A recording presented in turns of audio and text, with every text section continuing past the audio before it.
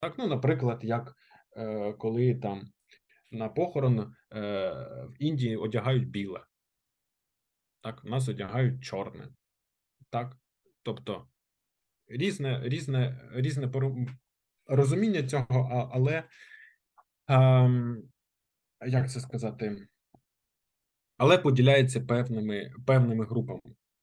Так, тому під час нашої роботи ми, звісно, будемо розуміти, що для людини, яка пише це, описує свій досвід, йдеться про щось конкретне, що було як ніщо інше конкретне в її досвіді, але описувала вона її, ну,